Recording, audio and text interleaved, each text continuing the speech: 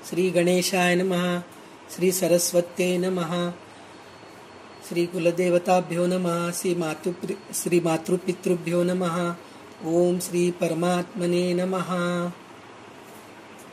तर आपण मनाचे श्लोकचा अभ्यास सुरुवात करून जवळजवळ 1-1.5 महिना होऊन गेलाय.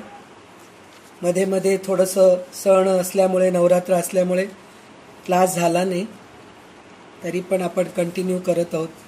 तर आतापर्यंत आपण मनाचे श्लोकमध्ये काय काय शिकलो, म्हणजे प्रभाते मनी राम चिंतित जावा, म्हणजे सकाळच्या वेळेस जर रामाचं नाम स्मरण केलं तर दिवसभर आपण आनंदी राहतो आणि दिवस आपला चांगला जातो, हे गोष्टी शिकलो.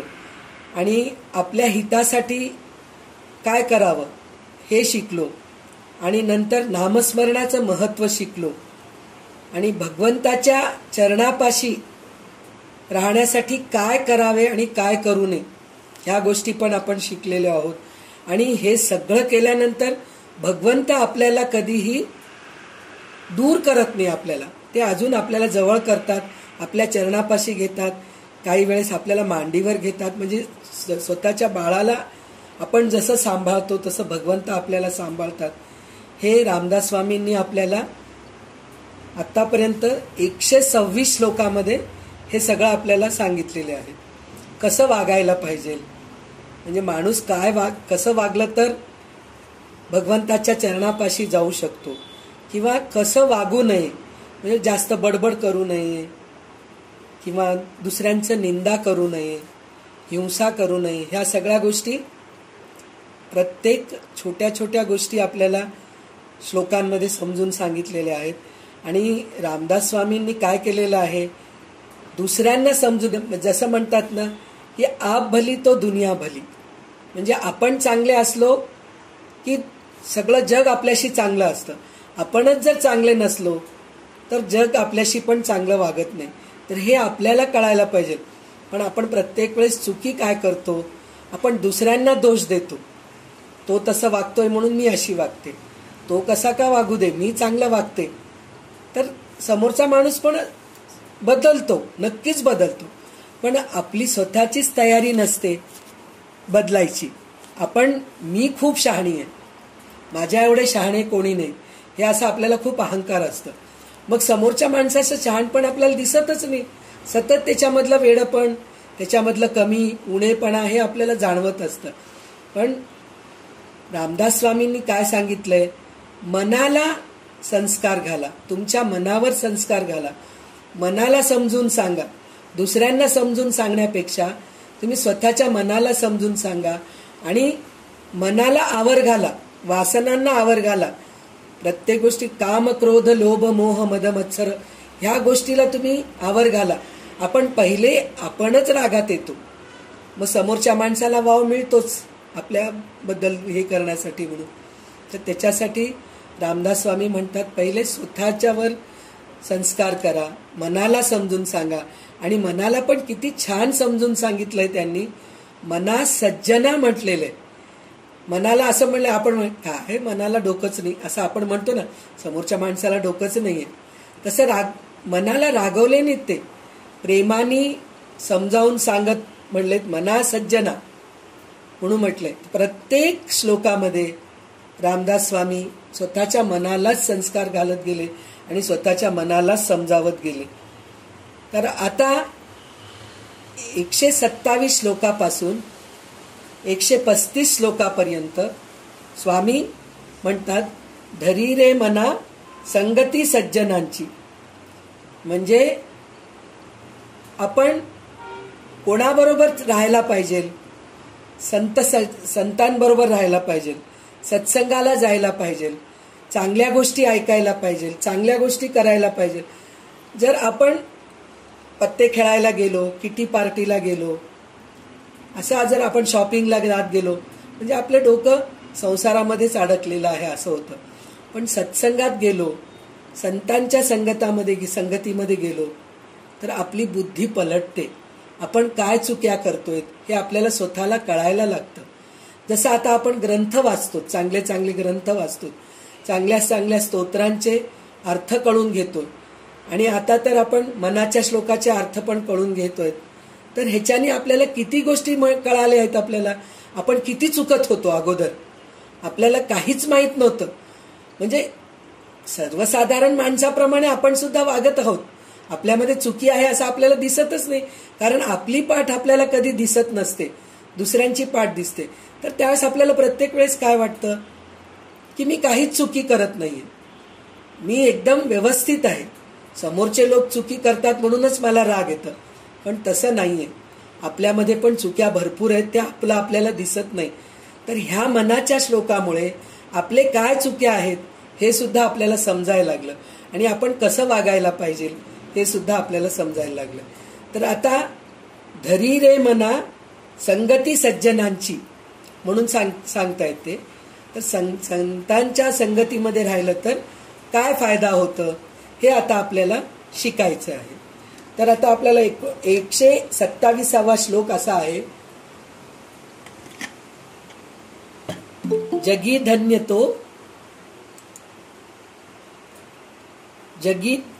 धन्य तो राम सुखे निवाला, कथा ऐकता सर्व तल्लीन झाला, देहे भावना राम बोधे उडाली, मनोवासना राम रूपी बुडाली.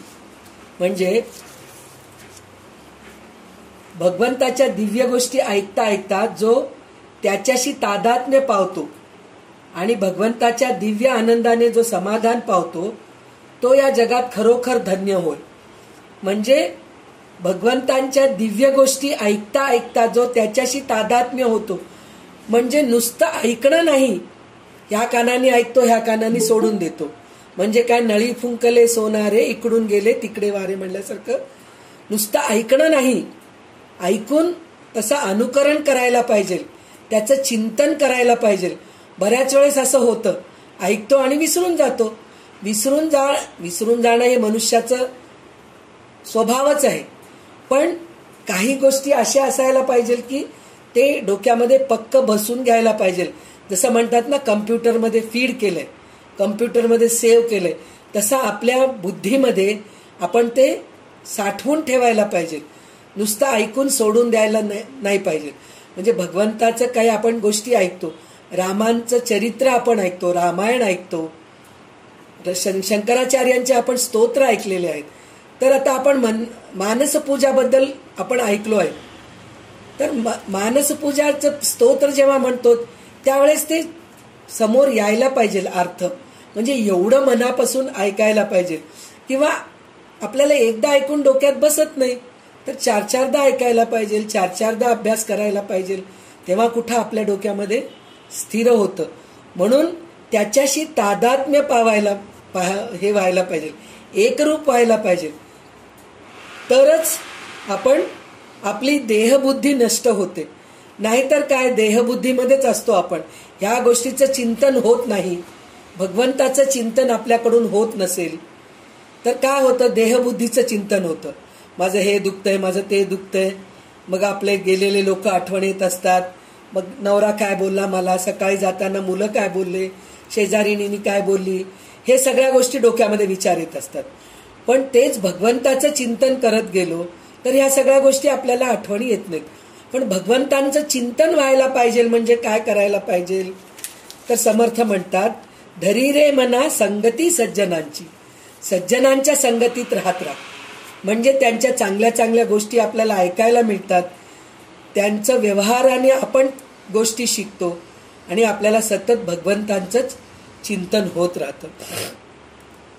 भगवंताच्या ज्ञानप्रकाशाने मी देह आहे ही त्याची भावना नाहीशी होते आणि त्याच्या अंतर्यामातील साऱ्या वासना भगवंताच्या स्वरूपात विलीन होऊन जातात. म्हणजे सत्संगात गेलो आपण तर तितकं वेळ, 1 तास, 1.5 तास, अर्धा तास, 15 मिनिटं, तितकं वेळ आपल्याला दुसऱ्या गोष्टी तर आठवण येत नाही. टीव्ही आठवण येत नाही, आपल्याला मोबाईल आठवण येत नाही. दुसऱ्या गोष्टी एखाद्या वेळेस येत असतात, काही लोक असतात, बसतात सत्संगात बसतात, पुराण पोथी ऐकत असतात, कीर्तन ऐकत असतात, प्रवचन ऐकत असतात. लक्ष सगळं समोरच्या प्रवचनकारकडे, कीर्तनकारकडे असतं, पण मन मात्र दुसरीकडे असतं. तसं नाही व्हायला पाहिजे. मन लावून ऐकायला पाहिजे. तर त्याच्यासाठी म्हणून सतत ह्याचा अभ्यास करायला पाहिजे. अभ्यासेन कौंतेय म्हणून श्रीकृष्ण पण सांगितलेले आहेत आपल्याला. भगवान श्रीकृष्ण भगवद्गीतेमध्ये सांगितलेले आहेत. सगळ्या गोष्टी अभ्यासानेच होतं, म्हणजे सतत करायला पाहिजे ते, तर ह्या गोष्टी आपल्याला होतात. म्हणून आपल्याला सतत सत्संगात जायला पाहिजे, संत संगतीमध्ये जायला पाहिजे, चांगल्या चांगल्या गोष्टी ऐकायला पाहिजे. तेव्हा कुठं आपली बुद्धी हळूहळू पलटायला लागते, म्हणजे वासनेकडून भगवंताच्या चिंतनेकडे जातं आणि देहबुद्धी कमी होते. देहबुद्धी कमी होते म्हणजे सतत आपल्या देहाचं जे विचार आहे ते विचार कमी होतात. म्हणून धरी रे मना संत सज्जनांची म्हणून म्हणतात. आता 128वा श्लोक असा आहे, मना वासना वासुदेवी वसोदे, मना कामना काम संगी नसोदे, मना कल्पना वावुगी ते नती कीजे, मना सज्जना सज्जनी वस्ती कीजे. म्हणजे बघा, मना सज्जना म्हणलेले आहेत पुन्हा रामदास स्वामी.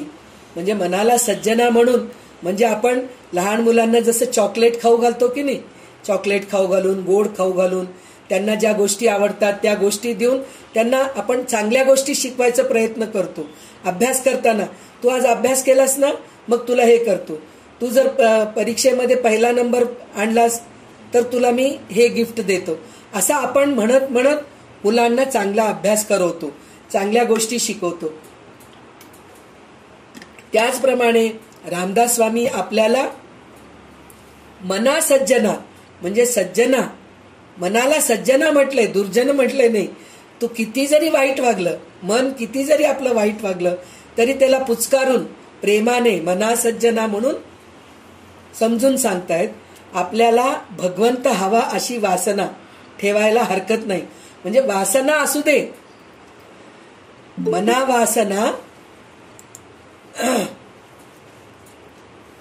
वासना वासुदेवी वसोदे, मना कामना कामसंगी नसोदे. म्हणजे वासना राहायला पाहिजे. कशाची वासना राहायला पाहिजे? भगवंताचं पुस्तक वाचायचं, भगवंताच्या गोष्टी ऐकायचे, चांगल्या गोष्टी ऐकायचे, ह्या गोष्टीचं वासना राहायला पाहिजे. पण आपण वासना जे म्हणतो ना, तर ते सगळं आपलं खाण्यामध्ये, झोपण्यामध्ये, मोबाईल बघण्यामध्ये, टीव्ही बघण्यामध्ये, हे सगळ्या वासनामध्ये आपण गुंतत जातो. तर तसं करायचं नाही. आणि परीक्षित राजांनी भगवंताला विचारलंय की शेवटचे माझे 7 दिवस राहिले. शुकाचार्यांना विचारतायत, म्हणजे एक उदाहरण म्हणून मी सांगतेय. शुकाचार्यांना विचारतायत, माझे आता 7च दिवस राहिलेत, तक्षक साप येऊन मला चावणार आहे आणि माझा मृत्यू होणार आहे 7 दिवसानंतर. तर मी ह्या 7 दिवसात काय करू? तर तुम्ही बघा, आपल्याकडे एक म्हातारा माणूस किंवा कोणीतरी मरणार आहे आपल्याला कळून जातं. काही वेळेस डॉक्टर सांगून टाकतात की नाही, आता 1-2 महिन्यामध्ये 2 महिने जास्तीत जास्त राहतील, किंवा 4 दिवस राहतील, किंवा 1 दिवस राहतील.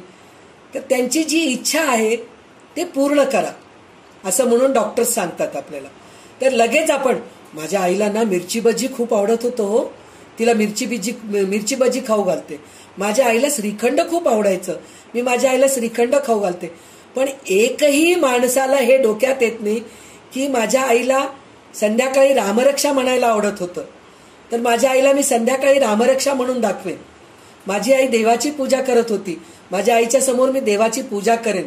माझ्या आईला दान धर्म करायला आवडत होतं, तर मी माझ्या आईच्या इच्छेप्रमाणे मी त्याला हे करतो. म्हणजे आपण चांगल्या गोष्टी लक्षात येत नाही आपल्या आई वडील भाऊ बहीण, म्हणजे जे कोणी शेवटच्या क्षणी आहेत, सासू सासरे, त्यांच्या त्या गोष्टी. एक उदाहरण म्हणून मी सांगते, माझे सासरे पौर्णिमेच्या दुसऱ्या दिवशी गेले. तर पौर्णिमेचे दिवस, त्या दिवशी ते दिवस चांगलं नव्हतं. तर माझे सासरे म्हणत होते की मध्यरात्री उठून विचारले, पौर्णिमा आहे का आज, असं विचारत होते. तर आम्हाला ते डोक्यात येत नाहीये की पौर्णिमा आहे का म्हणून विचारत आहेत. आमच्या डोक्यात पुरण पौर्णिमा म्हणजे त्यांचं म्हणजे बोलणं अस्पष्ट झालं होतं. तर पुरणाची पोळी खायचंय का दादा असं विचारत होते. म्हणजे आपली बुद्धी ह्या वासनेमध्येच अडकलेलं आहे. पौर्णिमा चांगला दिवस नाहीये म्हणून मी दुसऱ्या दिवशी माझं प्राण त्याग करतो, असं त्यांचं बोलण्याचं हे होतं.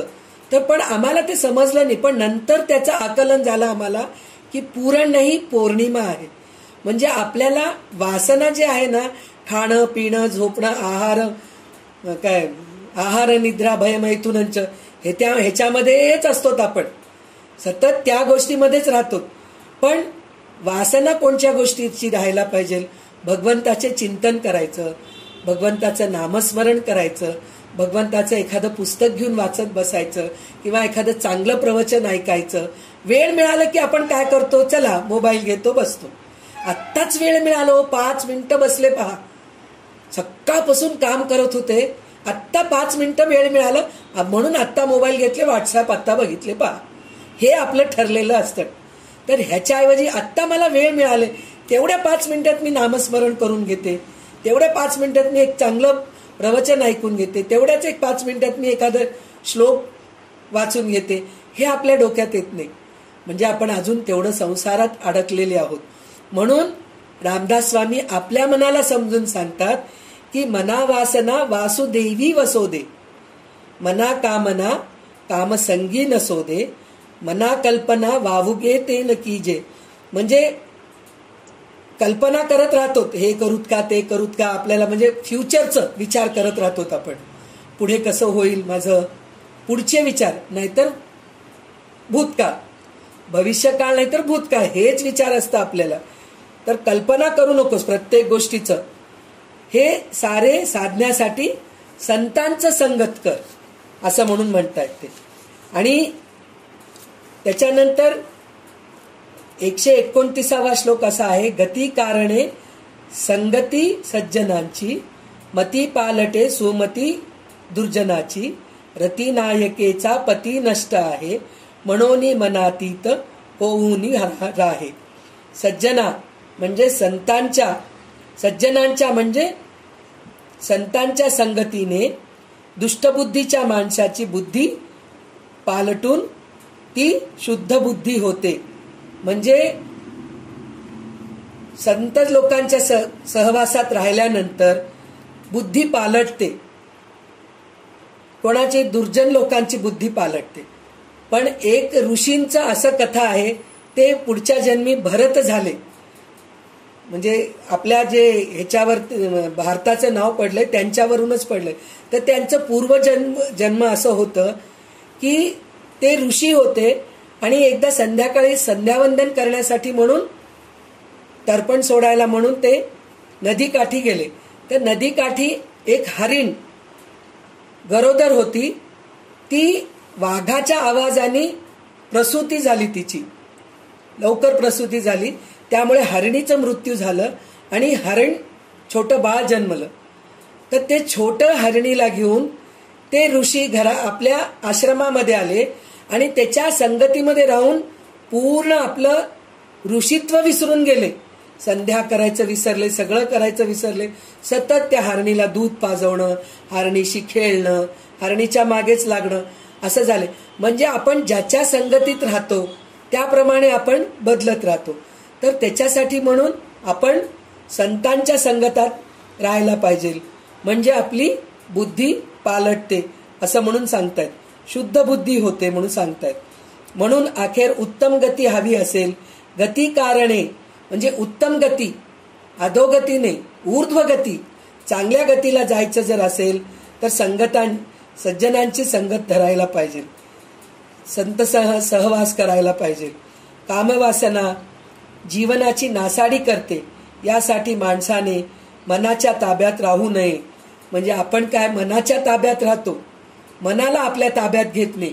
मनाच्या ताब्यात राहतो म्हणजे काय, मनाला वाटलं आपल्याला हे खावं वाटलं की पटकन खाऊन घेतो. मग त्यावेळेस आपल्याला शुगर आहे म्हणून पण डोक्यात येत नाही. लोणचं भात, आता उन्हाळा आहे आपल्याला, मस्त लोणचं घालतो कैरीचं, मग ते लोणचं भात बघितलं की आपल्याला खावं वाटतं. मनाला आवर घालतो का, थोडं खायचं सोडून द्यायचं नाही, रोज लोणचं भात, रोज लोणचं पोळी. म्हणजे मनाला आपण कंट्रोल करत नाही, मनाच्या ताब्यात आपण जातो, आपल्या ताब्यात मनाला घेत नाही. आंब्याचा रस, रोज आंब्याचा रस मस्त, काही कमी नाही. लस्सी, उन्हाळा आहे हो, लस्सी पिलं तर खूप छान असतं, म्हणून ताक करून, नुसतं ताक प्यायलं तर चालतं, पण नाही आपण लस्सी करून पितो, थंड असतं हो शरीराला, पण आपल्याला शुगर आहे या गोष्टीची आपल्याला हे राहत नाही. तर ह्या सगळ्या गोष्टी करायला पाहिजे, म्हणजे आपण मनाला ताब्यात घ्यायला पाहिजे, आपण मनाच्या अधीन व्हायला नको आहे. त्याच्यानंतर 130वा श्लोक असा आहे, मना अल्प संकल्प तोही नसावा, सदा सत्य संकल्प चित्ती वसावा, जनी जल्प विकल्प तोही तजावा, रमाकांत एकांत काळी भजावा. म्हणजे मना जे अपूर्ण व अकुंचित आहे त्याच्याबद्दल निश्चय नसावा. अपूर्ण व अकुंचित म्हणजे आपलं संसार अपूर्णच आहे, कधीही पूर्ण होत नाही. त्याचं कशासाठी म्हणतो आपण पूर्ण होत नाही म्हणून? माझा संसार पूर्ण झालं म्हणून म्हणतो का आपण? नाही म्हणत. कसं असतं, लहान असताना शाळेत जायचं असतं, शाळेत झाल्यानंतर कॉलेजला जायचं असतं, कॉलेज झाल्यानंतर नोकरी, नोकरी झालं की लग्न, लग्न झालं की मुलं, मुलं झालं की मुलांचं शिक्षण, मुलांचं शिक्षण झालं की मुलांचे लग्न, मुलांचे लग्न झालं की त्यांचे मुलं, त्यांच्या मुलांचं लग्न, त्यांचं शिक्षण. म्हणजे आपण सतत ह्याच्यामध्येच अडकलेले असतो. संसार पूर्ण अपूर्ण आहे, त्याच्यामध्येच आपण गुंतून राहतो. तर ते अपूर्ण गोष्टीच्या बद्दल निश्चय नसावा, म्हणजे त्या गोष्टीचा विचार करत राहू नये. त्याच्या उलट जे पूर्ण व विशाल आहे त्याबद्दल निश्चय मनामध्ये वागवावा. म्हणजे काय, विशाल आहे म्हणजे हे पूर्ण जग विशाल आहे. जगामध्ये काय आहे, प्रत्येक चराचरामध्ये भगवंत आहे. तर प्रत्येक चराचरामध्ये भगवंत आहे असं बघत आपण भगवंताचं जर चिंतन करत बसलो तर आपण पूर्ण होतो. पूर्ण होतो म्हणजे काय, उत्तम गतीला जातो. अपूर्ण म्हणजे काय, संसारामध्ये अडकतो. तर उत्तम गतीला जाण्यासाठी म्हणून आपण चराचरामध्ये भगवंत आहे आणि सतत भगवंताचं चिंतन करत राहिलं तर आपल्याला उत्तम गती प्राप्त होते. आणि जनी जल्प विकल्प तोही तेजावा, म्हणजे उगीच बडबड करू नये. जनी जल्प विकल्प तोही तेजावा म्हणलं तर वेळ मिळाला आपल्याला, बोलत बसायला वेळ मिळालं तर चांगल्या गोष्टीचं बोलणं राहायला पाहिजे. भगवंताचं चिंतन, एखाद्या स्तोत्राचं, आता आपण काल जसं आपण रामरक्षेची चर्चा केलो होतो तसं एखादा विषय, आपल्याला पुष्कळ विषय आहेत चांगल्या गोष्टी, त्या गोष्टीचं आपण चिंतन करत बसू शकतो. पण ते न करता आपण बडबड करतो. बडबड करतो म्हणजे काय, एकमेकांचे चाड्या सांगत राहतो, एकमेकांचे गॉसिप करत राहतो, एकमेकांचे उणे काढत असतो. ती तशी आहे, ती अशी आहे, ती तिच्यामध्ये हे कमीपणा आहे, तिच्यामध्ये हे कमीपणा आहे, ह्या गोष्टी. किंवा हे साडी किती छान आहे, ह्या साडीसाठी म्हणून कुठं शॉपिंगला जायचंय आपल्याला, मग हे प्युअर सोनं आहे का, म्हणजे ह्याच गोष्टी आपण बडबड बडबड करत राहतो. तर ह्या गोष्टी न करता आपण भगवंताचं चिंतन करायला पाहिजे. रमाकांत एकांत काळी भजावा. जरी आपण सगळ्यांमध्ये बसलो तर बडबड करतो, ते न करता रामदास स्वामी काय म्हणतात, बडबड न करता भगवंताचं चिंतन करा, देवाचं नामस्मरण करा किंवा देवाच्या गोष्टी बोला, चांगल्या गोष्टी बोला म्हणून सांगतात. जरी 4 लोकांमध्ये नसलो, आपण एकटे असलो तर आपण एकांत म्हणतो, पण ते एकांत नाहीये, ते लोकांत आहे. आपण एकटेच असतो, पण एकटे असलं तरी आपण सतत आपल्या नातेवाईकांचं, आपल्या नवऱ्याचं, आपल्या मुलाचं, आपल्या सुनेचं हे चिंतन चालू असतं आपलं. म्हणजे आपण एकांतात नाहीये, लोकांतात आहेत. लोक आपल्या आजूबाजूला नाहीयेत, पण आपण एकांतात नाहीये. एकांत म्हणजे काय, आपल्याबद्दल आपण विचार करायला पाहिजे. मला अजून किती प्रगती करायला पाहिजे, मी अजून ह्याच्याहून अजून काय शिकू, मी अजून मला ह्याच्यामध्ये अजून मला काय शिकायचंय, मला अजून ह्याच्यात काय माहिती करून घ्यायचंय, मनाचे श्लोकाचे ह्याच्या पुढचं श्लोक काय आहे, ह्याच्यानंतर मग मला अजून काय शिकायचंय. किंवा आपण आतापर्यंत भगवद्गीता शिकलेले आहोत, शंकराचार्यांचे स्तोत्र शिकलेले आहोत, तर त्याच्याबद्दल चिंतन करणं, विष्णू सहस्रनामबद्दल चिंतन करणं, सौंदर्य लहरीबद्दल चिंतन करणं, हे न करता आपण सतत हे सगळं चिंतन करणं म्हणजे एकांतात राहणं म्हणतात. पण आपण कधीही एकांतात राहत नाहीत. एकांतात असलं तरी आपण म्हणतो मला एकांत आवडतं, मी एकटी राहते असं म्हणतो. पण एकटी राहिलं तरी विचार मात्र सगळ्यांचेच असतात, आपल्या संसाराचंच विचार असतं, ते एकांत नव्हे. तर एकांत, रमाकांत एकांत काळी भजावा, म्हणजे एकांत काळी रमाकांत म्हणजे देवीचे कांत, म्हणजे देवाला स्मरा तुम्ही, असं म्हणून भगवंताचं चिंतन करावे, असं म्हणून मनाला समजून सांगत आहेत रामदास स्वामी. त्याच्यानंतर 131वा श्लोक असा आहे, भजाया जनी पाहता राम एकू, करी बाण एकू, मुखी शब्द एकू, क्रिया पाहता उद्धरे सर्व लोकू, धरा जानकी नायकाचा विवेकू. म्हणजे रामदास स्वामी रामनामावरती खूप भर दिलेले, नामस्मरण करणं म्हणजे रामावरतीच भर दिलेले. त्याचं कारण असं आहे, भजावा जनी पाहता राम एकू, म्हणजे रामाचंच नामस्मरण करा असं आग्रहाने सांगत आहेत. कशासाठी? म्हणजे करी बाण एकू, मुखी शब्द एकू, म्हणजे राम कसे आहेत तर एक वचनी आहेत, एक बाणी आहेत. म्हणजे एकदा बाण सोडलं तर ते परत येत नाही, एका बाणामध्येच त्यांनी सगळं करून टाकतात. आणि एक वचनी म्हणजे एकदा वचन घेतले तर परत त्याच्या विरुद्ध जाणार नाही.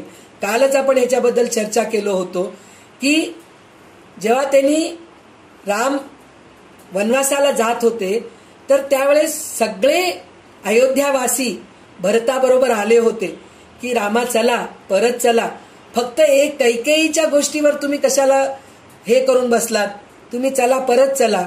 जर आता सारखं आपण जर वोटिंग करतोय तर त्याच्यामध्ये बहुसंख्य आले तर जिंकलं असं म्हणतो ना आपण, तर तसं बहुसंख्य म्हणजे अयोध्यावासीच सगळे म्हणत आहेत की रामा कैकेयीचे एक गोष्ट ऐकू नका तुम्ही, आम्ही सगळेजणी म्हणतोय ना, चला तुम्ही परत. पण त्यांनी वडिलांना वचन दिले होते की मी 14 वर्ष वनवास करतो मग मी येतो, म्हणून वचन दिले होते, म्हणून ते वचनाचं पालन केले ते. म्हणून त्यांना तुम्ही त्यांचं नामस्मरण करा. आणि रामाला पुरुषोत्तम म्हटलेले. पुरुषोत्तम कशासाठी म्हटलेले? त्यांच्यामध्ये मर्यादा होतात, मर्यादा पुरुषोत्तम आहेत ते. म्हणजे नवरा कसा राहायला पाहिजे, भाऊ कसा राहायला पाहिजे, मुलगा म्हणून कसा राहायला पाहिजे, नवरा म्हणून कसा राहायला पाहिजे, हे सगळं त्याच्यामध्ये रामायणामध्ये दाखवून दिलेले. म्हणजे राम कसे आहेत हे दाखवून दिलेले. म्हणून रामाचं चिंतन करा, रामाचं नाव घ्या असं म्हणतात. धरा जानकी क्रिया पाहते उद्धरे सर्व लोकू. म्हणजे रामाची क्रिया पाहिलं तर आपण जर त्यांच्याप्रमाणे वागलो तर आपलं पण उद्धार होतो, आपण पण उत्तम गतीमध्ये जातो असं सांगतायत. आणि धरा जानकी नायकाचा विवेकू, म्हणजे जानकी नायकाचा विवेकू म्हणलं तर जानकीचे पती, जानकी नायक म्हणजे जानकीचे पती, सीतापती, ह्याचं विवेक धरा तुम्ही, म्हणजे त्यांच्यासारखं तुम्ही वागा असं म्हणून सांगतायत. त्याच्यानंतर विचारोनी बोले विवंचूनी चाले, तयाचेनी संतप्त तेही निवाले, बरे शोधिल्या वीण बोलो नको हो, जनी चालने शुद्ध नेमस्त राहो. म्हणजे जो माणूस नेहमी विचार करून बोलतो आणि विवेक वापरून चालतो त्याच्या सहवासाने संसारात त्रस्त झालेली माणसे मनाने शांत होतात. माणसाने सर्वांगीण विचार केल्याशिवाय बोलू नये आणि त्याचे वागणे अगदी शुद्ध व शिस्तबद्ध असायला पाहिजे. आपण म्हणतो ना का हो, मी सांगितलं तर ऐकत नाही, तुम्ही सांगितलं तर ऐकतात हो, असं आपण म्हणतो की नाही. तर त्याचं कारण काय? मी जे वागतीये ना ते प्रत्येक वेळेस माझ्या मुलाला दिसत असतं, मी कशी वागतीये हे मला मुलाला दिसत असतं. म्हणजे माझ्या चुक्या पण त्याला दिसत असतात, म्हणून मी सांगितलेलं पटकन त्याला पटत नाही. पण दुसरे कोणीतरी सांगितले, संत सज्जन सांगितले, त्यांनी चांगले वागलेलंच त्याला दिसलेलं असतं, म्हणजे त्यांनी सांगितलेलं पटकन ऐकतात. म्हणून काय करायला पाहिजे? आपण सुद्धा नेहमी चांगलं वागायला पाहिजे. मुलांच्या समोर आपण झालं तितकं प्रयत्न करायला पाहिजे की आपण चुकू नये, चुकीचं बोलू नये, चुकीचं वागू नये. आपण जर शब्द आपण शिवीगाळी करतो, पटकन शिकतात की नाही मुलं आपले. आपण शिवीगाळी केलं की आपण चांगलं जे म्हणतोय ते पटकन शिकत नाहीत, पण आपण शिवीगाळी केलो, आपल्या तोंडामध्ये घाणेरडे शब्द उच्चारले, आपण घाणेरडं काही बोललो, पटकन ते कॅच करतात मुलं, पटकन त्याला अनुकरण करतात. तर त्याच्यासाठी म्हणून झालं तितकं आपण असं प्रयत्न करायला पाहिजे की आपण चांगलं बोलायला पाहिजे. आतापर्यंत आपण चुक्या करतच आलोत, पण आता आपल्याला समजत आहे ना. रामदास स्वामी स्वतः आपल्याला समजून सांगत आहेत की तुम्ही माणसाने सर्वांगीण विचार केल्याशिवाय बोलू नये. बोलताना नीट बोलायला पाहिजे. त्याचे वागणे अगदी शुद्ध व शिस्तबद्ध असायला पाहिजे. म्हणजे तो शिस्तबद्ध असेल तरच दुसऱ्यांना सांगू शकतो ना, मीच गबाळी आहे, मीच वस्तू अस्ताव्यस्त फेकून देते, पुस्तक व्यवस्थित ठेवत नाही, वस्तू जिथलं तिथं ठेवत नाही, तर मी मुलांना काय समजून सांगणार. म्हणून आपण पहिले शिस्तबद्ध राहायला पाहिजे, तरच आपले मुलं आपण सांगितल्याप्रमाणे ऐकतात. तर हे आपण समजून घ्यायला पाहिजे की आपण नीट वागायला पाहिजे, तेव्हा कुठं आपण मुलांना नीट समजून सांगतो. म्हणून जो माणूस नेहमी विचार करून बोलतो आणि विवेक वापरून चालतो, त्याच्या सहवासाने संसारात त्रस्त झालेली माणसे मनाने शांत होतात. म्हणजे जे खरोखर शिस्तबद्ध आहेत, चांगलं बोलतात, त्यांच्याकडे गेलं की मन शांत होतं की नाही. आपलं दुःख आपण सांगितलं की पटकन आपल्याला ते हे होऊन जातं. आपण आपल्या गुरुकडे जातो, देवाकडे जातो, तिथं जाऊन एक 5 मिनिटं शांत बसलं की आपल्याला कसं वाटतं, हा किती छान वाटलं असं. त्याचं कारण काय, ते स्वतः शिस्तबद्ध होते. राम स्वतः शिस्तबद्ध होते, म्हणून त्यांच्या चरणी जायला पाहिजे असं रामदास स्वामी सांगत आहेत. 133वा श्लोक असा आहे, हरिभक्त विरक्त विज्ञान राशी जेणे मानसी स्थापिले निश्चयासी तया दर्शने स्पर्शने पुण्य जोडे तया भाषणे नष्ट संदेह मोडे. म्हणजे काय म्हणतायत, जो भगवंतावर उत्कट प्रेम करतो, वैराग्य संपन्न असून ज्याने भगवंताचे पुष्कळ अनुभव घेतले आहेत आणि स्वस्वरूपावर जो निश्चितपणे आरूढ झालेला आहे, अशा पुरुषाचे दर्शन घेतले असता आणि त्याचा स्पर्श झाला असता आपले पुण्य वाढते. तर हेच आहे, म्हणजे जे संत आहेत, सज्जन आहेत. आपण गजानन महाराजांच्या मठात जातो, अक्कलकोट स्वामींच्या मठात जातो, राघवेंद्र स्वामींच्या मठात जातो, हे सगळे संत आहेत आपले. तर त्यांच्या मठामध्ये गेल्यानंतर आपल्याला किती छान वाटतं ना. तिथे जाऊन प्रदक्षिणा करून आल्यानंतर, तिथे एक 5-10 मिनिटं बसल्यानंतर. त्याचं कारण हेच आहे की ते व्यवस्थित वागलेले आहेत. आणि तुम्ही अजून एक पण बघा, त्यांच्या सहवासामध्ये गेल्यानंतर त्यांचे दर्शन घेतलं की आपल्याला आनंद होतो.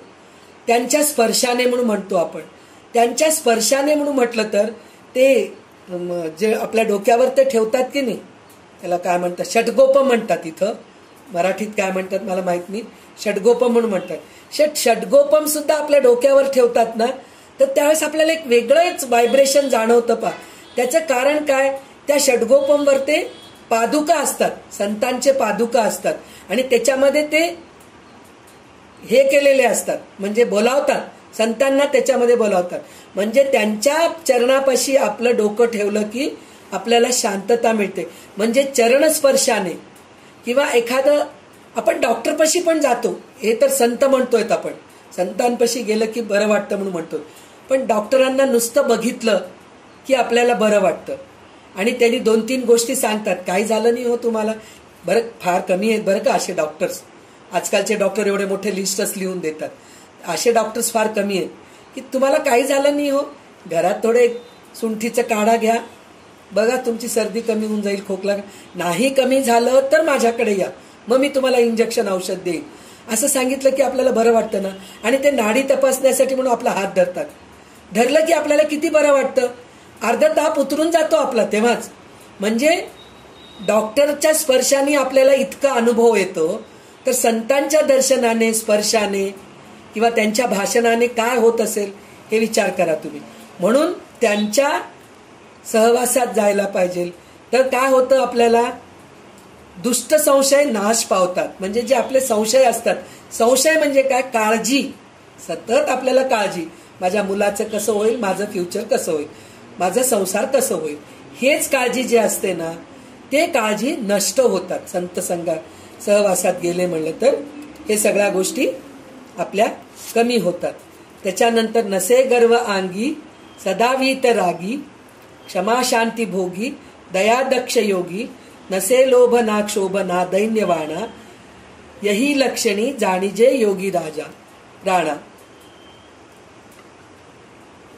म्हणजे ज्याच्या अंगी कसलाही अभिमान नाही, जो सदा सर्वदा वैराग्याचा पालन करतो. म्हणजे वैराग्याचा पालन करतो म्हणजे जेवत नाही, खात नाही, पीत नाही असं नाही.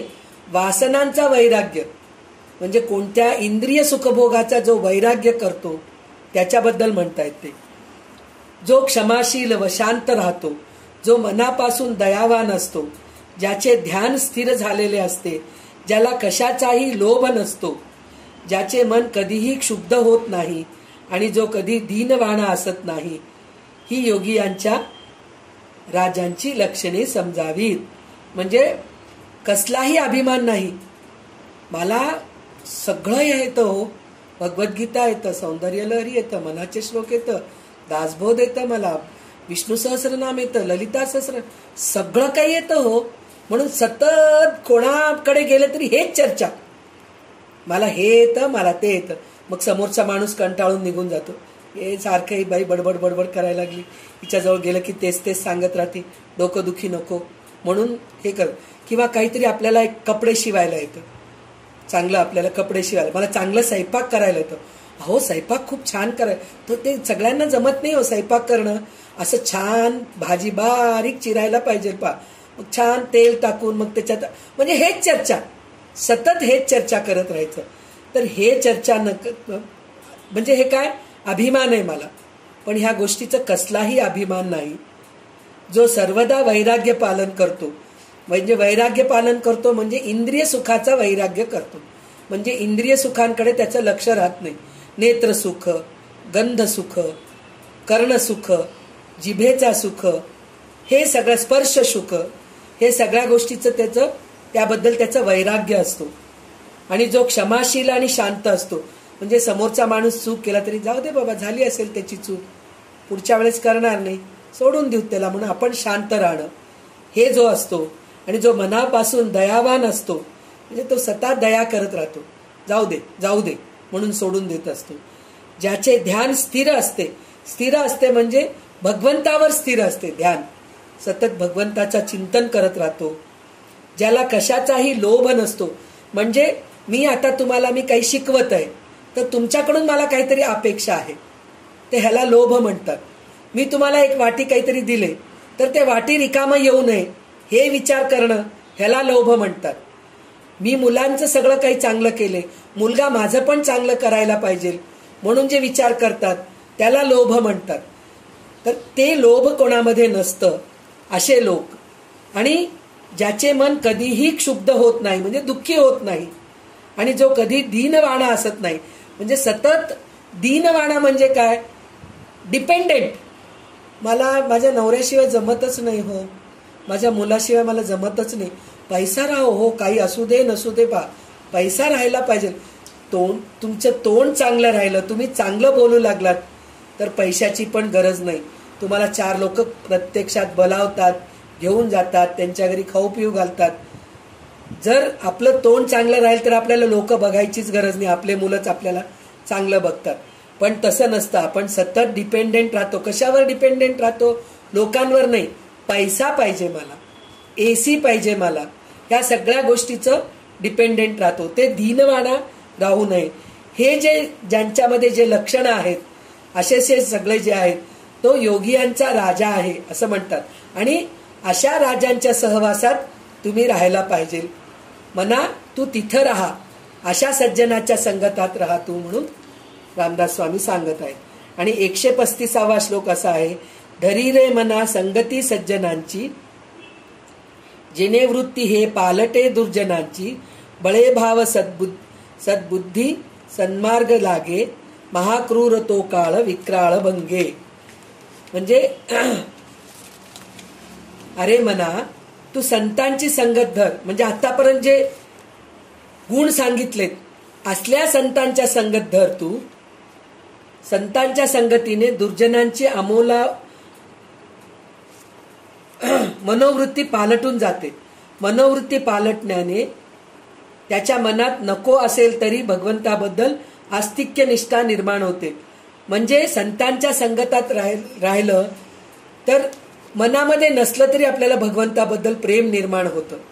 कारण संत ते करत असतात, त्यांना बघून बघून आपल्याला पण ते करावं वाटतं आणि त्याची बुद्धी शुद्ध बनते आणि तो सन्मार्गी लागतो, म्हणजे चांगल्या गोष्टी करत असतो. असे झाल्यावर मग त्याला महाभयंकर व महाक्रूर काळाचे भय राहत नाही. म्हणजे काळाचे भय राहत नाही, म्हणजे मृत्यूचे भय राहत नाही. मला मृत्यू येणार आहे, मृत्यू येऊ नये म्हणून आपण किती प्रयत्न करतो, हे करू ते करू ते करू हे करू, म्हणजे महामृत्युंजय जप करूत, आपण असं वागूत, हे औषध घेऊत, हे खाऊत, खाण्याच्या बद्दलच बरं का. हे खाल्लं नाही तर आपल्याला चांगलं असतं हे विचार येत नाही.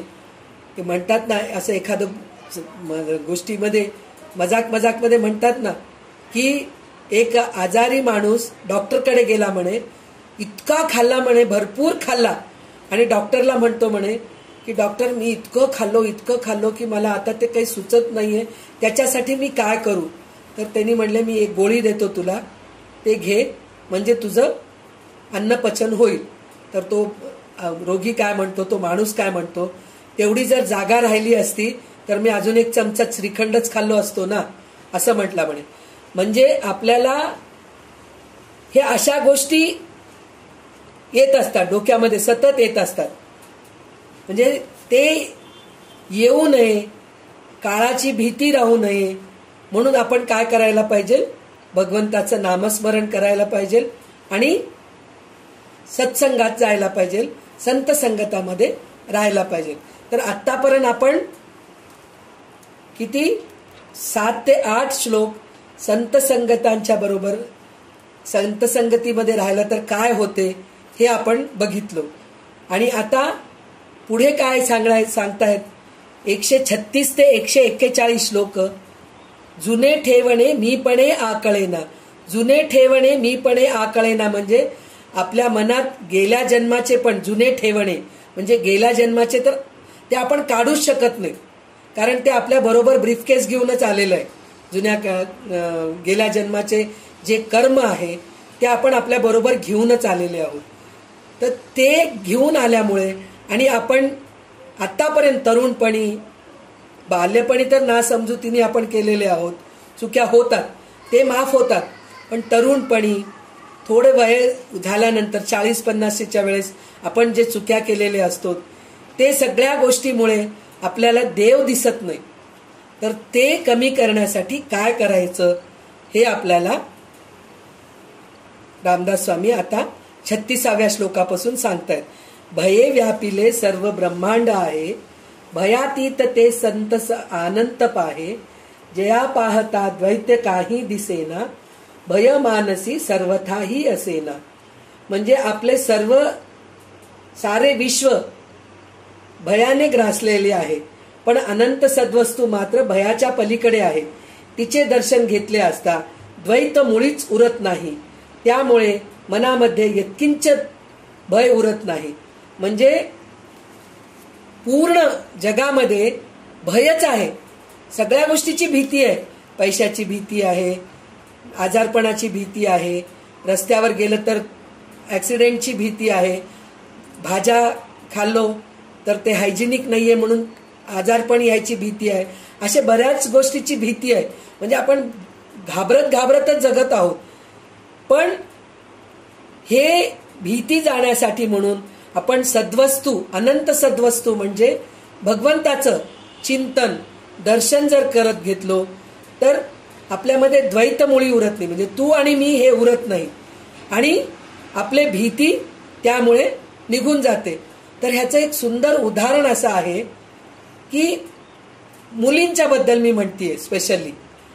म्हणजे काय, मुलींचं लग्न व्हायच्या अगोदर आपले आई वडील, आपण सुद्धा आपल्या मुलींना काय शिकवतो, परपुलांबरोबर परपुरुषांबरोबर जास्त मिळून राहू नको, जेवढ्याला तेवढं राहा, त्याच्या शरीराला स्पर्श करू नको, त्याच्या सहवास जास्त करू नको, हे आपण सांगतो. पण एकदा एक मुलगा येऊन आपल्याला बघतो आणि तो आपल्याला पसंत करतो आणि आपलं लग्न त्याच्याशी ठरतं. ठरलं की काय होऊन जातं, आपण त्याच्याशी एकरूप होऊन जातो. एकरूप होऊन गेलं की काय होतं, आपल्याला त्याच्याबद्दलची भीती म्हणजे परपुरुषाची जी भीती होती ती भीती निघून जाते. परपुरुषाची भीती निघून जाते म्हणजे त्या माणसात आता तो सुद्धा परपुरुषच आहे ना. आपल्याला जो माणूस बघितलेला आहे तो परपुरुषच आहे, पण तो आपला नवरा होणार आहे हे कळाल्यानंतर त्याची भीती, मग त्याच्याबद्दल आपण इतकं एकरूप होऊन जातो की सर्वस्व त्याला आपण त्याला अर्पण करून टाकतो. आणि त्याच्याबरोबर राहताना आपल्याला भीती राहते का? बिलकुल राहत नाही. माझा नवरा असला ना माझ्या बरोबर, मला कशाची भीती नाहीये पा, म्हणजे तोच काही माझा सगळं सांभाळणारा आहे हे आपलं दृढ विश्वास होऊन जातं. तर एक माणसाबद्दल आपल्याला एवढं आपण समर्पण होऊन जातो, एवढं एकरूप होऊन जातो, द्वैत उरत नाही, तो आणि मी वेगळा नाही असं होऊन जातं. हेच जर आपण भगवंताबद्दल केलो तर आपल्याला कशाचीच भीती राहत नाही. तू आहेस माझ्याबद्दल. आपण कोणत्याही गोष्ट खाताना देवाला अर्पण करून खा म्हणून कशाला म्हणतात, देवाला नैवेद्य दाखवून खा म्हणून कशाला म्हणतात? त्याच्यामधले जे अशुद्ध गोष्टी आहेत, जे म्हणजे विषारी गोष्टी आहेत, आता आपण मीराच्या बद्दल ऐकलेले आहेत ना, दुधामध्ये विष घालून मीराला दिलेले, खिरीमध्ये घालून, तर ती कृष्णाला अर्पण करते. तर कृष्ण त्याच्यातलं सगळं विष पिऊन मीराला गोड खीर मिळतं. तर मीरा कृष्णाला अर्पण केल्याशिवाय एकही गोष्ट खात नाही. तर त्याचप्रमाणे आपण सुद्धा भगवंताला अर्पण करून सगळ्या गोष्टी करत गेलो तर आपल्याला कोणची भीती राहत नाही. आणि आपण सतत माझ्या पाठीशी माझा नवरा आहे, माझ्या पाठीशी माझा भाऊ आहे, हो खंबीरपणे उभा असतो पा, सतत माझी बहीण आहे, माझे आई वडील सतत माझ्या पाठीशी आहेत, असं आपण सतत हे विचार करत असतो. पण एकदा असं विचार करा, माझ्या पाठीशी देव आहे, देव मला सगळं काही करतो. म्हणजे देव कोणाच्या तरी रूपामध्ये येऊन आपल्याला मदत करत असतो, पण आपल्याला त्या व्यक्तीचं मदत मिळाला असं वाटतं, पण भगवंत स्वतः त्या व्यक्तीच्या रूपामध्ये येऊन आपल्याला मदत केलेली असते. पण आपण ते विसरून जातो. भगवंत आपल्या पाठीशी आहे म्हणून कधीही आपल्याला वाटत नाही. म्हणून रामदास स्वामी म्हणतात की भगवंताचे दर्शन घेतले असता द्वैत मुळीच उरत नाही, त्यामुळे मनामध्ये किंचितही भय उरत नाही. म्हणून संतांच्या संगतामध्ये आणि भगवंताच्या नामस्मरणामध्ये, भगवंताच्या चिंतनामध्ये भगवंतच माझे सगळे काही आहेत असं जर आपण विचार केलो तर आपले सगळे भय दूर होऊन जातात.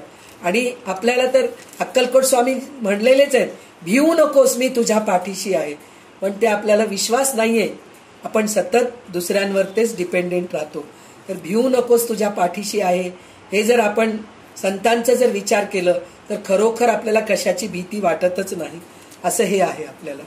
तर 137वा श्लोक असा आहे, जीवा श्रेष्ठ ते स्पष्ट सांगोनी गेले, परिजीव अज्ञान तैसेची ठेले, देहे बुद्धीचे कर्म खोटे टळेना, जुने ठेवणे मीपणे आकळेना.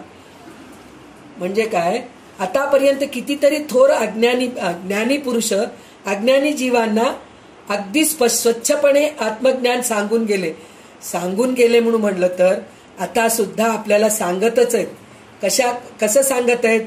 दासबोधाच्या रूपामध्ये, ज्ञानेश्वरीच्या रूपामध्ये, हरिपाठाच्या रूपामध्ये, परत काय म्हणतात गजानन ग्रंथमध्ये सांगितलेले आहेत, आता मनाच्या श्लोकामध्ये आहे.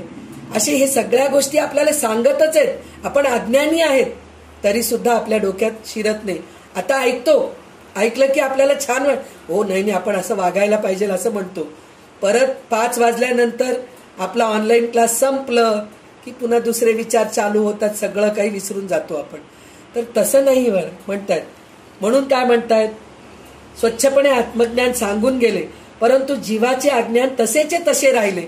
त्याचं कारण काय, ह्या कानाने ऐकतो, ह्या कानाने सोडून देतो आपण, म्हणून अज्ञान जसेचे तसेच राहते. अविद्येतून उदय पावणारी वासना तृप्त करण्यासाठी घडणारे सकाम कर्म जीवांना काही सोडता येत नाही. म्हणजे अविद्येतून, म्हणजे आपण अविद्या, आपल्यामध्ये अविद्याच भरलेली आहे. विद्या आहे म्हणजे काय, आपण संत संगतामध्ये राहतो, चांगले ग्रंथ वाचतो, देवाची पूजा अर्चा करतो, चांगल्या गोष्टी ऐकतो, चांगल्या गोष्टी बोलतो, हे सगळं न करता आपण वासनांच्याकडेच जात राहतो सतत. तर ते वासनांकडे न जाता ते वासना तृप्ती करण्यासाठी म्हणून आपण धडपड करत राहतो सगळ्या गोष्टीची. तर त्याच्यामुळे देहंकारामुळे अनादि आत्मस्वरूप काही केल्या अनुभवास येत नाही. म्हणजे आत्मस्वरूप आपल्यामध्येच देव आहे हे आपल्याला कधीही दिसत नाही. आपण सतत बाहेरच शोधत राहतो, देव कुठे, देव कुठे, देव कुठे, हे आपण बाहेर शोधत राहतो. आपल्यामध्येच देव आहे हे आपण कधीही शोधत नाहीत. म्हणून जुने ठेवणे मीपणे आकळेना, म्हणजे हे सगळं जुने ठेवणे म्हणजे आपल्यामध्ये देव आहे हे आपण विसरून जातो. आणि कर्म, जुने कर्म केल्यामुळे आपल्याला देव काही दिसत नाही. जुने जे वाईट कर्म केलेले आहेत, संचित कर्म जे आहेत, त्याच्यामुळे आपल्याला देव दिसत नाही. तर त्याच्यासाठी म्हणून ते संचित कर्म संपवण्यासाठी म्हणून आपण देवाच्या सहवासात, सज्जनांच्या सहवासात राहावं असं रामदास स्वामी सांगत आहेत. भ्रमे नाढळे वित्तते गुप्त झाले, जीवा जन्म दारिद्र्य ठाकोनी आले, देहे बुद्धीचा निश्चयो ज्या टळेना, जुने ठेवणे मीपणे आकळेना. आपले धन गायब झाले असून आपल्या भ्रांतीने ते आपल्याला सापडत नाही. आपले धन म्हणजे आपले चांगली वृत्ती हे आपले धन आहे. आपण पैसा हेच धन समजतो, पण आपली चांगली वृत्ती, वाईट वृत्ती हे पण एक धनच आहे आपल्याजवळ. म्हणतो ना, मी काही कमवले नाही हो, बघा 4 लोकांना जमा केले पहा मी, असं म्हणतो ना. कोणी वारले, कोणीतरी वारलेले असतात, तर बिचारे गरीब होते हो, त्यांच्याजवळ पैसा अडका काही नव्हतं, पण तोंड चांगलं होतं पहा त्यांचं. 4 लोकांना जमा केलेत पहा त्यांनी. बघा आज त्यांच्या अंतसमयी किती लोक आलेत पहा. म्हणजे त्यांचं वागणं तितकं चांगलं होतं म्हणून अंतवेळी बरेच लोक आले. तर त्याच्यासाठी म्हणून आपले धन कसं राहायला पाहिजे, चांगली वृत्ती राहायला पाहिजे, चांगला स्वभाव राहायला पाहिजे, म्हणजे ते आपले धन आहेत. तर तेच धन आपण गायब केलो आणि ते शोधत बसतोय. भ्रांतीने ते आपल्याला सापडत नाही. त्या कारणे आपल्याला जन्मभर दारिद्र्य सोचावे लागते. म्हणजे जन्मभर दरिद्र म्हणजे पैसा असून सुद्धा भिकारीच आहे तो, कारण डिपेंडेंट आहे तो, दरिद्रच आहे. म्हणून म्हणतायत जन्म दारिद्र्य ठाकोनी आले म्हणून म्हणतायत. आणि आपल्या अंतरी देहोंबू बुद्धी अगदी घट्टपणे बसली आहे. म्हणजे आपले सतत आपण देहावरतीच डिपेंडेंट आहेत. मला हे होत नाही, मला ते होत नाही, मी हे करू शकत नाही, मी ते करू शकत नाही. देहबुद्धीमध्येच घट्ट बसलेली आहे. देहबुद्धीचा निश्चयो ज्या टळेना. त्याच्यामुळे काय होतंय, आपल्याला मीपणे आकळेना. म्हणजे मीपणातून आपण बाहेर येतच नाहीयेत, अजून देवाला शोधतच नाहीयेत. सतत मी माझं हेच असतं आपलं. तर त्याच्यासाठी म्हणून हे करायला पाहिजे. आणि भ्रमे म्हणजे भ्रमण पण होतं. ते भ्रमण कसं आहे, आपलं भ्रमण कसं आहे माहितीये काय, इंद्रियांपासून देहापर्यंत, देहापासून इंद्रियांपर्यंत हेच आहे. म्हणजे मला हे खायला पाहिजे, ते खायला पाहिजे, हे खाल्लं की ते होतं, ते खाल्लं की हे होतं. हेच आहे आपलं भ्रमण, देहापासून इंद्रियांपर्यंत, इंद्रियांपासून देहापर्यंत असंच आहे. पण आपलं भ्रमण ह्या देहातून, ह्या इंद्रियातून भगवंताकडे जायचं भ्रमण व्हायला पाहिजे. ते भ्रमण होत नाही आपलं. आणि भ्रमे म्हणजे भ्रम म्हणजे काय आहे, भलतीच समजूत. म्हणजे आपण ज्या गोष्टी, नसलेल्या गोष्टी विचार करतो त्याला भ्रम म्हणतो आपण. आता जसं म्हणतो, दोरीला पाहून एकदम घाबरून जाऊन आपण साप आहे म्हणून घेतो, ते एक भ्रमच आहे ना. तर तसं भ्रम आपल्यामध्ये असतं. सतत चांगल्या गोष्टीचा विचार न करता वाईट गोष्टीचा विचार करून करून आपण क्षीण होत राहतो. त्याच्यामुळे आपल्याला देव भेटत नाही आणि आपल्या देहाची बुद्धी जात नाही आपली. पुढे पाहता सर्वही कोंदलेसे, अभाग्यासे हे दृश्य पाषाण भासे, अभावे कदा पुण्य गाठी पडेना, जुने ठेवणे मीपणे आकळेना. तर खरे पाहिले तर आत्मतत्व सर्व ठिकाणी संपूर्ण भरलेले आहे. पण भाग्यहीन माणसाला भगवंताची सगुण मूर्ती केवळ पाषाण आहे असं वाटतं.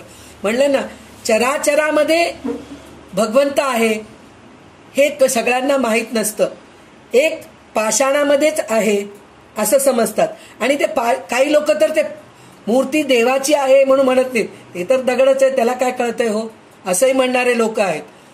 पण सगळ्या चराचरामध्ये भगवंत आहे ह्या वृत्तीने जर आपण वागलो तर आपण देवाची पूजा करतो. देवाचं काही करत असताना एखाद्या वस्तूला पाय लागलं, देवाचेच सगळे वस्तू असतात तिकडं, अरे पाप झालं, चुकी झाली आपली असं म्हणून लगेच आपण हे करतो. पण प्रत्येकामध्ये देव आहे म्हणून जर आपण विचार केलो, आता आपल्या हातातून एखादं कप फुटलं, चुकीने फुटलं आपल्या हाताने, तर त्या कपाची पण आपण क्षमा मागायला पाहिजे. अरे माझ्या हातून चुकून पडलं बरं का, नाहीतर तू चांगलं राहिला असतात, आज माझ्या हातून हे झालं. आपण खिळा ठोकताना सुद्धा म्हणे विचार करून ठोकाव म्हणे की अरे बाबा तुझ्या भिंतीला मी इजा करतोय, खिळा ठोकतोय. आणि जेव्हा विहीर खणतोय तेव्हा पृथ्वीची पूजा करतो आपण, पृथ्वीची पूजा करून विहीर खणतो. बोरिंग घालताना, घर बांधताना पायाची भूमिपूजन कशाला करतो हो आपण? त्याचं कारण हेच आहे, भूमीला आपण मारत असतो, खोदून पाया घालतो, पिल्लर घालतो, तर त्याच्यासाठी म्हणून भूमिपूजन करतो. तर त्याच्यासाठी म्हणून आपण प्रत्येकामध्ये भगवंत पाहायला पाहिजे, आत्मतत्व भरलेले आहे असं बघायला पाहिजे. पण भाग्यहीन माणूस सगुण मूर्तीला सुद्धा पाषाणच म्हणतो. तो कोण आहे? भाग्यहीन माणूस आहे. अभाग्यासे हे दृश्य पाषाण भासे. असे वाटते भगवंत आहेच ही भावना नसल्याने पुण्य संचय घडत नाही. म्हणजे म्हणले ना, देव माझ्या पाठीशी आहे हे विचार करत नाहीये म्हणून आपल्याला सतत दरिद्र असतं, पुण्य संचय होत नाही, आपण पापच करत राहतो. कारण आपल्याला भीती राहायला पाहिजे की माझ्या अवतीभोवती देव आहेत, मी पाप कर्म करत नाही, पुण्यच करतो. पाप कर्म करत असताना तेव्हा काय होतं, काय म्हणतात, देव समोर आहे म्हणजे आपल्याला हात थरथर थरथर कापतं. ज्या माणसाला भीती वाटते पाप कर्म करत असताना, त्यावेळेस त्याच्या मनामध्ये ही वृत्ती असते की त्याच्या अवतीभोवती देव आहेत म्हणून आपण पाप कर्म करताना हातपाय थरथर कापतात. तर ही वृत्ती राहिलं तरच अशा गोष्टी होतात, नाहीतर होत नाही. तर ते ह्याच्यामध्ये आहे ना, देहाची तिजोरी भक्तीचा आत ठेवा, त्याच्यामध्ये सरावया हाता नाही कंप का सुटावा. म्हणजे आपण पाप कर्म करत असताना हात कापत असतात. त्याचं कारण असं आहे की प्रत्येक ठिकाणी देव आहे हे त्याला जाणीव असते म्हणून त्याला त्याचे हातपाव, आणि ज्याला हे कळत नाही त्याचं पुण्य संचय घडत नाही आणि देहंकारामुळे अनादि आत्मस्वरूप काही केल्या अनुभवास येत नाही. म्हणजे आत्मस्वरूप म्हणजे आपल्यामध्ये भगवंत आहे हे त्याला कधीच कळत नाही. असा तो अभागी असतो, अभागी माणूस असतो, अभागी बाई असते की तिला सर्वत्र देव आहे हे कळत नाहीये आणि ती पाप कर्म करत राहते आणि तिचं आत्मस्वरूप तिला दिसत नाही, असं म्हणून स्वामी सांगतायत. जयाचे तया चूकले प्राप्त जाही गुणे गोविले जाहलेच दुःख देही गुणा वेगळी वृत्ती तेही वळेना जुने ठेवणे मीपणे आकळेना. म्हणजे काय, आत्मस्वरूप ज्याच्या त्याच्या मालकीचे आहे, म्हणजे ज्याच्या त्याच्या स्वभावाप्रमाणे तो असतो, परंतु ते गमवल्यासारखे झाल्याने त्याचे त्याला मिळत नाही. म्हणजे चांगले गुण जे गमवून बसलेला असतो ते त्याला मिळत नाही. जीव त्रिगुणात्मामध्ये अडकल्याने त्याला देहात दुःख भोगावे लागते. सत्व रज तम हे 3 गुण जे आहेत ना त्याच्यामध्ये आपलं जीव अडकलेलं असतं.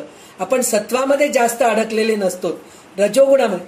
आपण तमोगुणामध्ये तर नक्कीच नाहीये, कारण आपण आपल्या ग्रुपमध्ये सगळेजणी चांगल्या चांगल्या गोष्टी करत आहेत, चांगल्या चांगल्या ग्रंथ वाचत आहेत, चांगले चांगले स्तोत्र पठण करत आहेत, चांगल्या गोष्टीमध्ये वेळ घालत आहेत, सत्संग करत आहेत, चांगल्या गोष्टी ऐकत आहेत.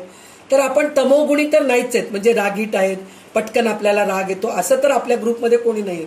पण रजोगुणी आहोत आपण. रजोगुणी आहोत कशासाठी म्हणतीये, आपल्याला थोडे अहंकार आहेत. आता मीच म्हणले ना, आपण संख्या सांगतो पहा, हे फार आपलं हे असतं.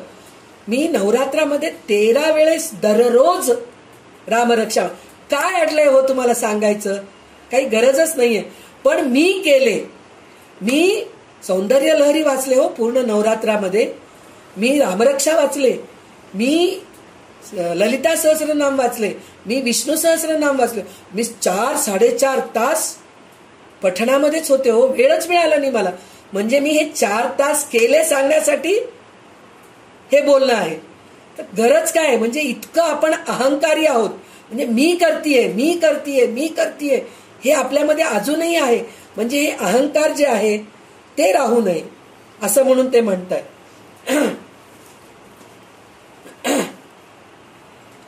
त्याच्यामुळे आपल्याला दुःख भोगावं लागतं. म्हणजे ह्याच्या पुढे आपण जातच नाहीत, सत्वगुणामध्ये जातच नाहीत, रजोगुणामध्येच अडकून आहोत आपण इकडे.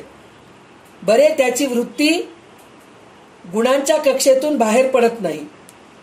म्हणजे हे रजोगुणातून आपण बाहेर पडतच नाहीत, सत्वगुणाच्या पलीकडे जात नाहीत. त्रिगुण गुणातून बाहेर पडणं, तमोगुणातून थोडं तरी बाहेर पडलो आपण. पण रजोगुणातून बाहेर पडायला आपल्याला हे जन्म लागेल की अजून पुढचा जन्म लागेल, भगवंताला माहित. मला तरी ह्या जन्मात होईल असं मला वाटत नाहीये. कारण अहंकार आहे मला पण. म्हणतो आपण अहंकार नाहीये. कशाचा अहंकार नाहीये?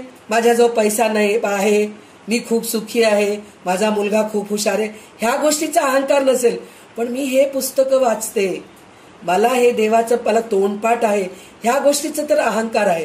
सात्विक अहंकार आहे आपल्याला, पण हे सात्विक अहंकार पण नकोय आपल्याला. आपल्याला अहंकारच नको. रजोगुणातून सत्वगुणात जायला पाहिजे. तर ते आपण जात नाहीत, त्या कक्षेतूनच बाहेर जात नाहीत आपण. अर्थात देह अहंकारामुळे अनादि आत्मस्वरूप काही केल्या अनुभवास येत नाही. मग हे सगळं केल्यानंतर देव कुठून दिसतो आपल्याला? दिसणारच नाही. म्हणून आत्मस्वरूप म्हणून म्हणतायत ते. आत्मस्वरूप म्हणजे देवच आहे. आपल्या आत्म्यामध्ये कोण आहे? देव आहे.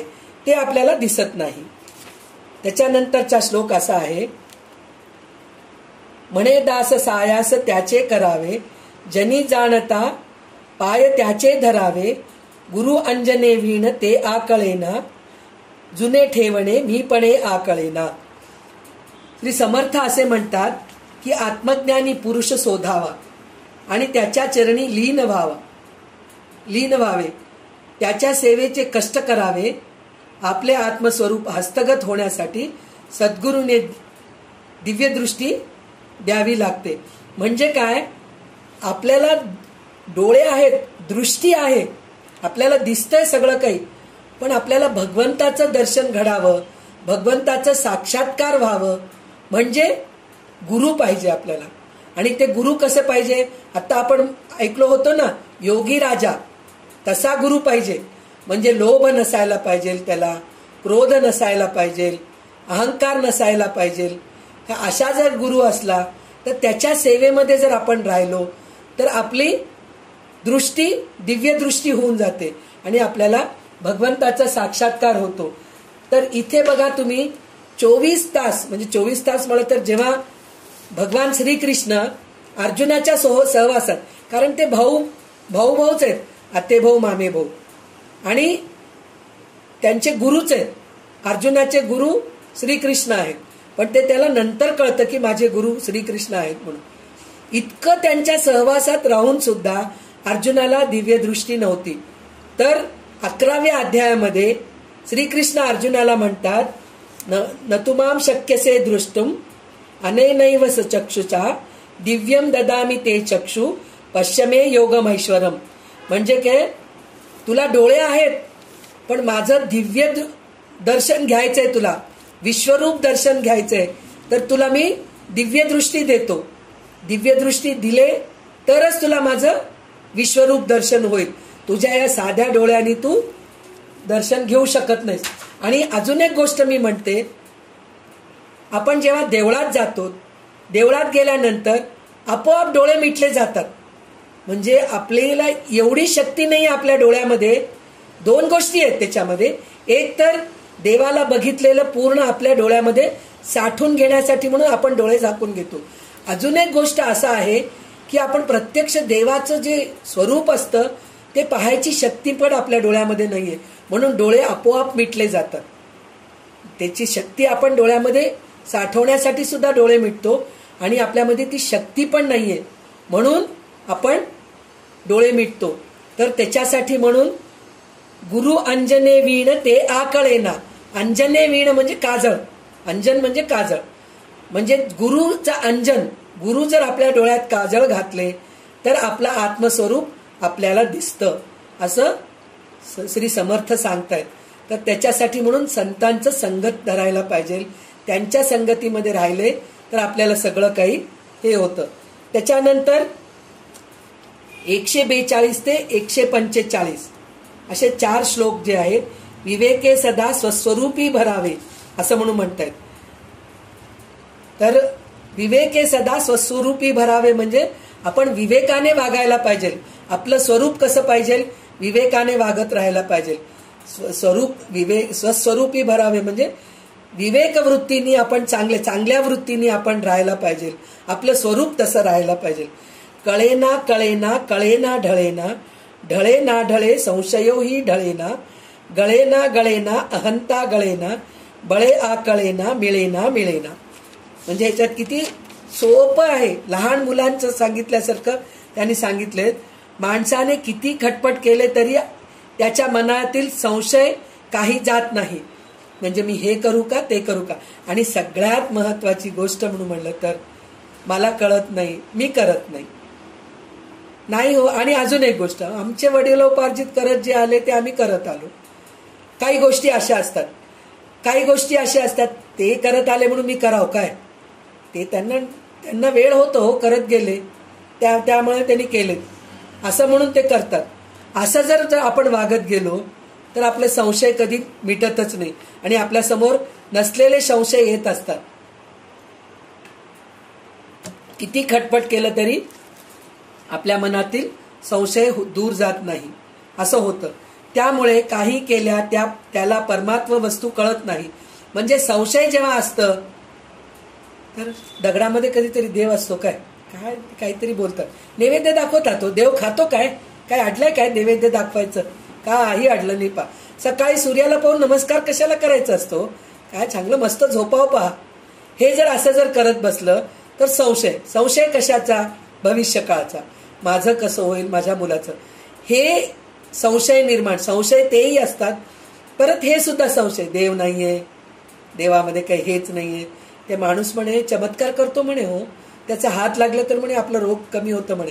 असं होतं काय कधीतरी, का होत नाही, बरोबर होतं. कारण त्याच्यामध्ये देवत्व आहे, त्या संतामध्ये ते देवत्व आहे. म्हणून त्या संताचं हात आपल्या डोक्याला लागलं की आपल्याला एक ऊर्जा मिळते. तुम्ही बघा, संतांचे आपल्या डोक्यावर हात मिळालं की एक वेगळे प्रकारचे व्हायब्रेशन्स आपल्याला मिळतात. तर हे कशामुळे होतं, कारण त्यांच्यामध्ये संशय नाहीये, त्यांच्यामध्ये देवत्व आहे, त्यांच्यामध्ये अहंकार नाहीये, असे असतात.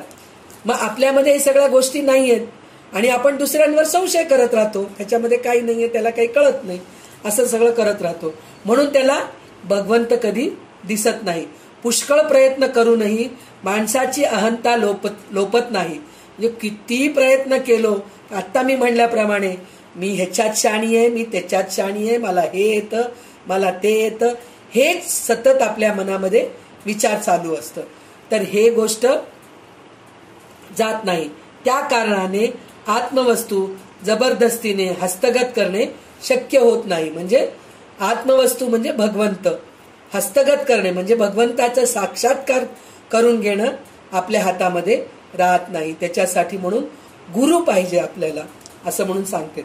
अविद्या गुणे मानवा उमजेना, भ्रमे चुकले हित ते आकळेना, परीक्षेविणे बांधले दृढ नाणे, परिसत्य मिथ्या असे कोण जाणे. अविद्याच्या प्रभावाने माणसाला खरे काय ते ध्यानात येत नाही. अविद्या म्हणजे काय, आपण पोथी पुराण वाचतच नाहीत.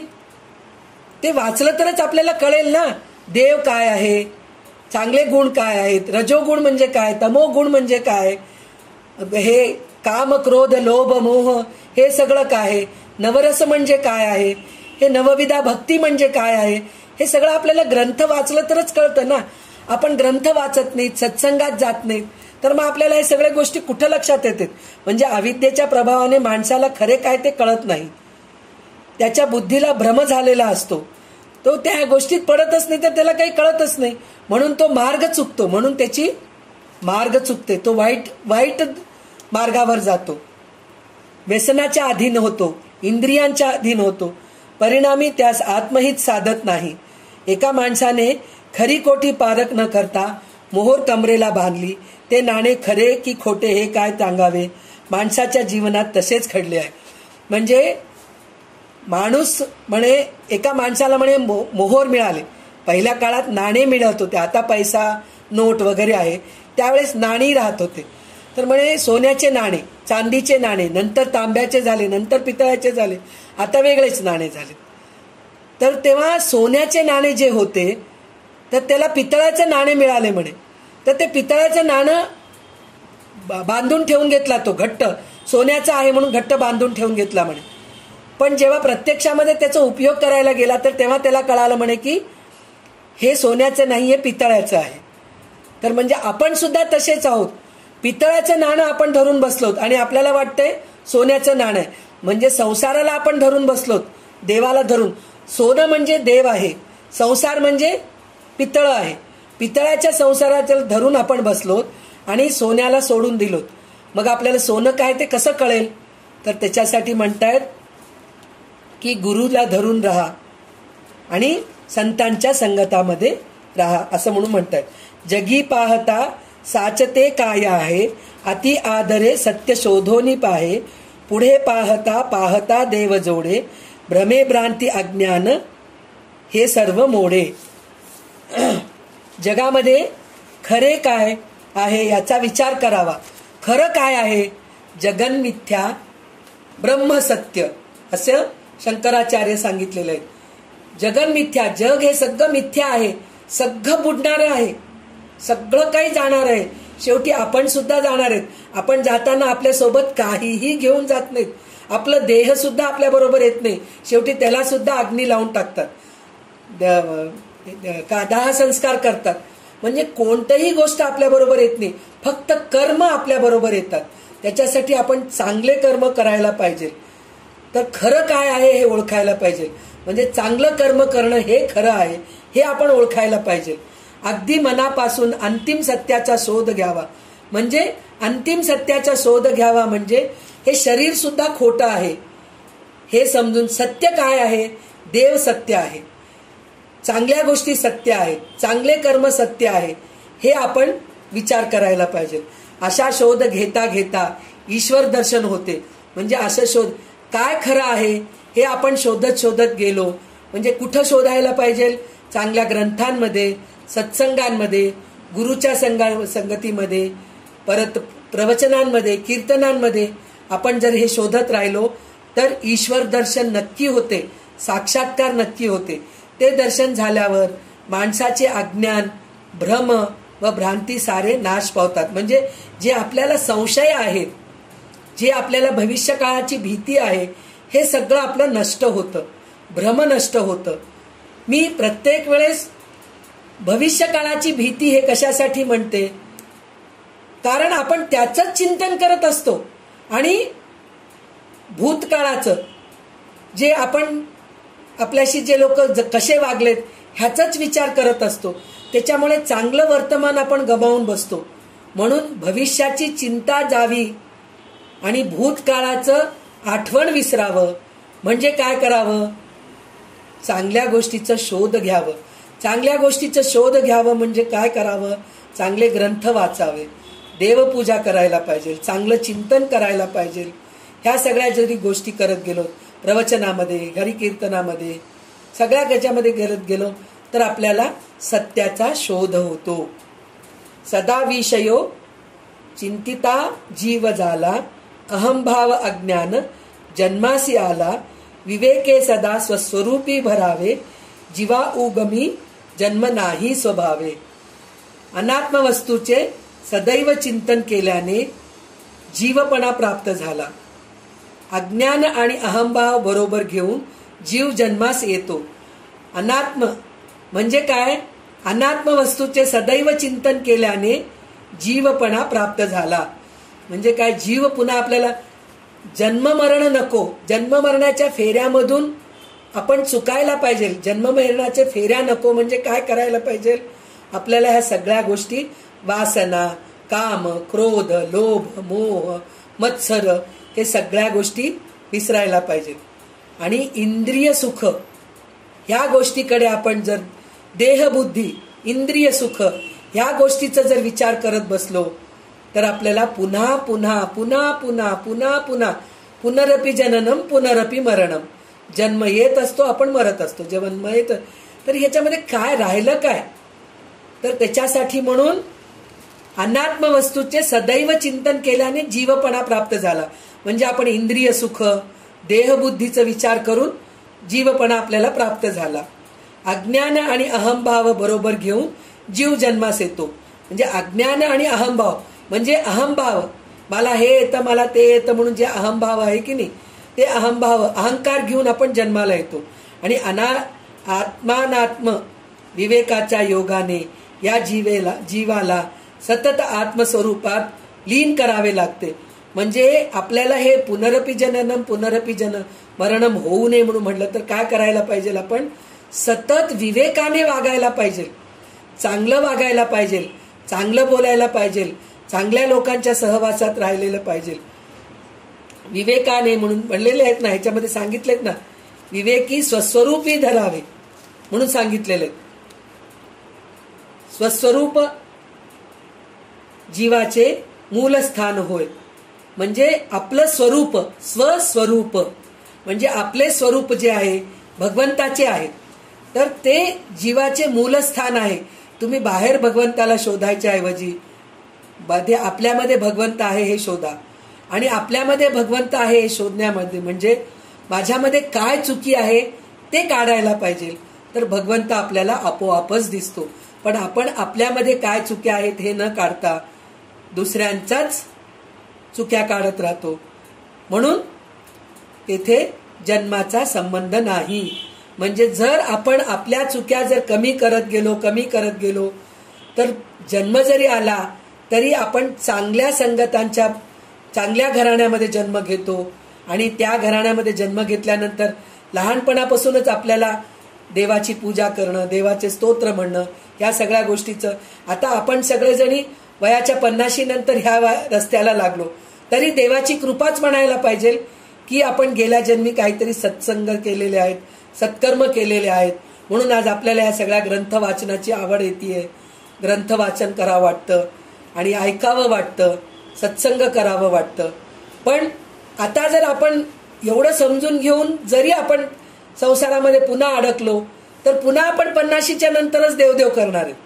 पण आता आपण संसार थोडं सोडत, देहबुद्धी सोडत, इंद्रिय सुख सोडत जर राहिलो तर आपण नक्कीच पुढच्या जन्मी चांगल्या घराण्यामध्ये जन्म घेऊ, योगियांच्या घरी जन्म घेऊ. आणि लहानपणापासूनच आपल्याला देवाची, देवपूजेची, सत्संगाची, चांगल्या ग्रंथ वाचनाची सवय होते. तर ह्याच्यासाठी म्हणून विवेके स्वस्वरूपी धरावे असं म्हणून रामदास स्वामी सांगितलेले आहे. तर आता आपण उद्या पुढचे श्लोक घेऊया. आज आपण 145 श्लोक पर्यंत अभ्यास केलेले आहोत.